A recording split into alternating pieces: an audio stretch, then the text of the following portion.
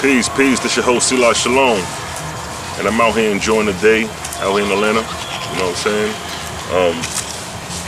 I've been checking the YouTube. I've been hearing a lot about the end of the world prophecy. Things about to come to an end on September 23rd. Well, today is September 23rd. And they're looking quite good, I can say. But a lot of these prophecies are coming out of Revelation, you know what I'm saying, out the New Testament, concerning the last days. But having the knowledge of OAHSPE, we realize that those New Testament documents was inspired by Luama, the false Christ. So with that being said, prophecies would have to be false as well. These would be prophecies concerning himself, and how he would make every knee bow down, every heart trembling, according to his own philosophy that he made up. And see what happens, a lot of these false prophets, a lot of these false gods inspire false prophets, and next thing you know, you have these so-called end-day prophecies. Now, once you understand the timetables of prophecy, you will realize that the inhabitable age is 144,000 years, and we're at the halfway mark of that. So with that being said, we still got like another 72,000 years before man becomes uninhabitable to the planet. So any false day prophecy is nonsense. Now don't get me wrong, there could be threats of war, rumors of war, nuclear warfare. But with that being said, even if that do take place, man will still survive that. No different than how he survived the flood. It'll be remnants. It wouldn't be the end of the world as we know it, as far as human beings not living on the planet. That time has not come yet. But there can be events that can be catastrophic to decimate the planet and minimize the population. Those things can occur, I wouldn't doubt that. But if you're speaking from a sense that human beings will not be existing on the planet as that being the end of day, you're off. Another false deception going around is the second coming of Christ. I already exposed that Christ is not even a Hebraic word, and it has nothing to do with being anointed with oil. It has nothing to do with Mashiach. So with that being said, Christ is Greek, and it's not even referring to an actual person. It's a term meaning good in the Greek, once you look it up. Before it became to mean anointed among the Romans. Look up the term Christ in the Greek, Christos, and you will see it meant good. That's all it meant, a good person. So now, you got Muslims, Christians, Jews waiting on the second coming of the Messiah, or the second coming of Christ. Now, all this is based off, again, the New Testaments. And according to OAHSPE, the New Testament was inspired by Luama. And his whole thing was to deify himself and to make a human figure on earth for mortals to deify, which was first the image of Serapis and then later Jesus. 2,000 years later, you believe in Jesus is coming back. But the reality is, ain't nobody coming back. That's the truth. Once you understand the cycles, the arc cycles of 3,000 years and the sub-cycles of 400 years, we're dealing with change. Every 3,000 years comes change. So the whole end of the world is not the end of the world, it's basically the ending of an age, the ending of an arc cycle. Some say the ending of the age of Aquarius, the ending of the age of the Pisces and moving into the age of Aquarius. In OAHSPE, they call it the age of Cosmos, where spirituality and physicality will be balanced. So the whole thing about Jesus coming back, it's false. Ain't nobody coming back. You got to become the Messiah. You got to become the Messiah.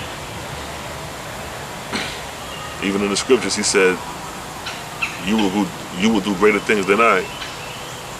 So if Jesus is telling you you're supposed to be doing greater things than him back then, why would you rely on him to come back if you're going to be doing greater things than he did? Meaning to say, you got to be your own example. You got to become the Christ. You got to become the Messiah in this day and age. For those who follow that Christian Christ, Jesus Christ concept. I don't follow it. I surpass that. Because everything is elevation and growth. You don't stay in the 8th grade forever. You got to move on to the 9th to 10th. Regardless of how much you love the 8th grade, you got to move on to the 9th. You got to find new teachers. You may have a favorite teacher in the 8th grade, but you got to progress. You got to leave that behind and keep it moving. Same thing with spirituality. You got to keep it moving. Now, another deception is this flat earth deception. They got y'all believing that the earth is not spinning, that the sun, the moon, and the stars are in the dome of the earth. Now, technically that's bondage, because with that being said, you're showing no escape from this bubble you're in, or this flat earth and this dome firmament, and there's no way out. So explain to me the spiritual progression in that. From my perspective, how we deal with it is that creation has no beginning and no end, but there's a function to creation. And the earth is subjected in a vortex, and this vortex have atmospheric layers that we can, as spiritual beings, progress through. And then after we progress through these spiritual layers, we go out into the etheric realm, existing outside of the earth and its atmosphere, and continue to progress. Spiritual progression. But when you have a flat earth and a dome and everything is existing in it and you can't get out, how are you progressing? Where are you progressing to? That's like being locked in school, a high school, from 1 to the 12th grade, and you can't get out. You forever trapped in that school. Logically, that makes no sense when you're dealing with creation, and you see the abundance of creation. So that flat earth deception is another way to imprison and bond your soul, keep you in bondage. Another trick by these fallen angels and these false gods. But the Creator is not going to tell you to be bound to anything. The Creator is going to tell you to progress spiritually, elevate, continually elevate. Just like school, you start from the 1st to the 12th. You don't stop there. You graduate outside the school and go into the universities. And then when you go into the universities, you may spend 4, 5, 6, 7 years there. You don't stop there. Then you go out, get you a job. You may work for 10 years. It don't stop there. You may decide you want to create your own business and get your own business. See how the progression continues? This is the physical example of earthly progression, let alone the spiritual progression. It's endless. But you want to be trapped in the dome on a flat earth, where the sun, the moon, and the stars are in the dome. You can't get out. Well, you stick with that. Good luck on that. Tell me how your spiritual progression ends with that. Gee, I just wanted to holler at y'all for a hot second, drop a couple jewels. You know what I mean? September 23rd, feeling good out here. It's supposed to be the end of the world. Ain't nothing going on. It's supposed to be some signs in the evening sky. We'll check that out though.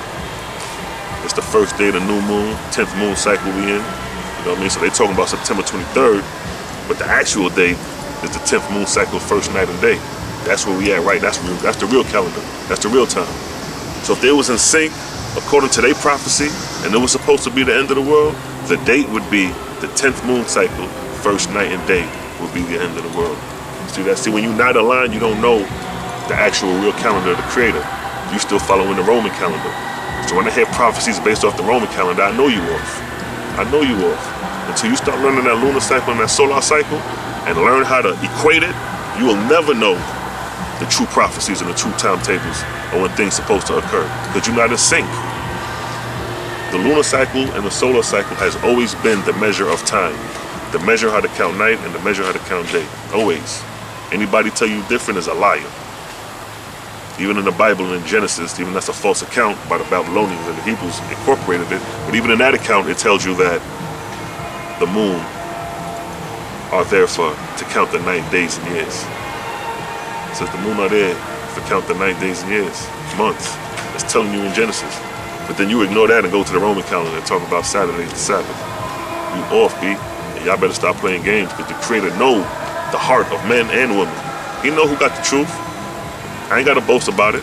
I can show my track record and it proves what I'm talking about. Don't nobody got a track record of charting out the moon and the sun cycles for 10 years that they can show me. But I can show you. So with that being said, you need to be quiet and listen when somebody knows what they're talking about, because they got that track record to prove what they're saying.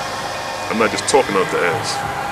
I could break any biblical code dealing with dates, like the flood. They said the flood was the 2nd month, 17th day, when the waters, or when the heavens opened and the water started coming down. You can't say that was February 17th. You can't use that. Nor can you use the Hebraic term for that month and that day, because this is pre-Hebrew. The only thing you could know to crack that code would be the solar and lunar cycles. If you understand the solar and lunar cycles, it'll tell you exactly what season it's in, what month it's in, and what day it is. Simple.